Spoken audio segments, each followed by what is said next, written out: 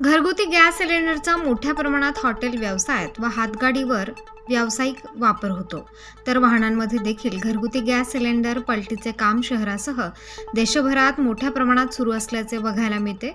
यामुळे घरगुती गॅस सिलेंडरचे दरवाढ होत आहे।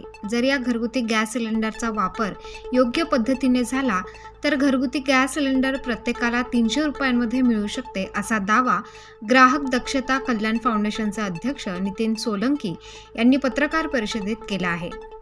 देशभरात घरगुती व व्यावसायिक असे 2 प्रकारचे सिलेंडर वापरासाठी उपलब्ध आहेत। घरगुती गॅस सिलेंडरचे दर हे कमी असून त्याच्यावर आकारण्यात येणारा जीएसटी कर देखील व्यावसायिक सिलेंडरपेक्षा कमी आहे। त्यामुळे व्यावसायिक सिलेंडरच्या तुलनेत घरगुती गॅस सिलेंडर स्वस्तात मिळते। मात्र या घरगुती गॅस सिलेंडरचा व्यावसायिक वापर मोठ्या प्रमाणावर होत असल्याने मागणी वाढली आहे।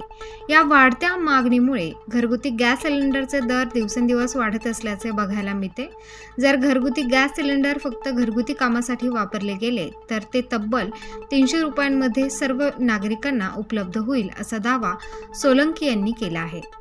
दरम्यान घरगुती गॅस सिलेंडरवर 5% जीएसटी कर तर व्यावसायिक सिलेंडरवर 18% जीएसटी कर आकारणी केली जाते। परंतु व्यावसायिक ठिकाणी घरगुती गॅस सिलेंडरचा वापर होत असल्याने सरकारचे नाशिक शहरातून जीएसटीचे तब्बल 5 कोटी रुपयांहून अधिक नुकसान होत आहे। दरम्यान या प्रकरणी अन्न पुरवठा व पोलीस प्रशासन विभागाप्रमाणेच जीएसटी अधिकाऱ्यांनी देखील लक्ष घालणे क्रमप्राप्त झाले आहे।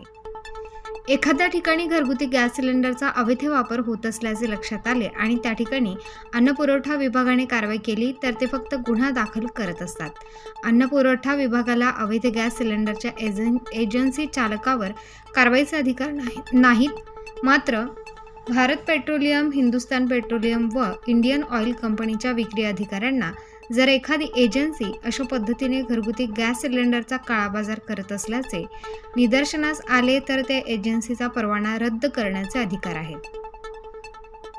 परंतु हे विक्री अधिकारीच अशा अवैध व्यवसाय पुरवठा करणाऱ्या एजन्सीला पाठीशी घालत असल्याचा आरोप सोलंकी यांनी पत्रकार परिषदेत केला आहे।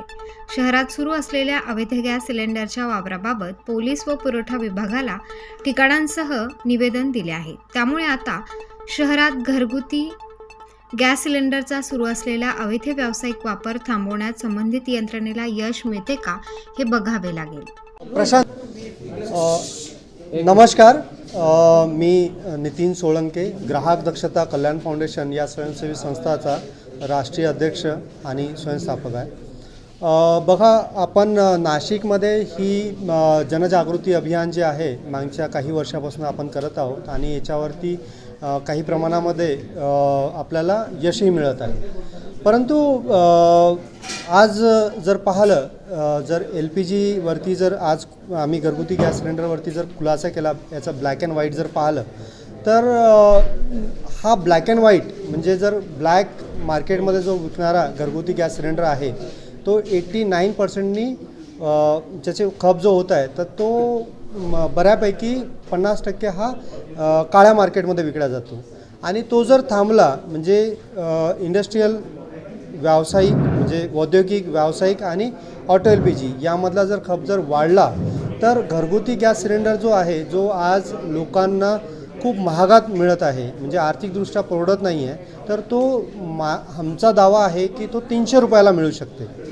तर 300 रुपयाला मिळण्यासाठी आपण सगळ्या ग्राहकांनी संघटित होऊन जेव्हा घरगुती गॅस सिलेंडर आपल्या घरी येतो तेव्हा त्याचं वजन चेक करावं, त्याचे सील चेक करावं। आणि आज केंद्र सरकारने जी डिसेंबरमध्ये एक प्रेस नोट जारी केली आहे की QR कोड बारकोडिंगनी आपल्या घरी सिलेंडर येत आहे, तर त्यासाठी EKYC होत आहे। तर EKYC हे त्वरित करावे। स्थानिक प्रशासन जे DSO लेवलवरती आहे, DC लेवलवरती आहे, पुरवठा विभाग आहे किंवा इथले जे सेल्स ऑफिसर आहे यांनी याचा पाठपुरावा करून तत्काळ नाशिक शहरासाठी यांनी याचा प्रयत्न करावा आणि तत्काळमध्ये ते बायोमेट्रिक्स व्हावं यासाठी प्रयत्न करावे, अशी मी त्यांना विनंती करतो।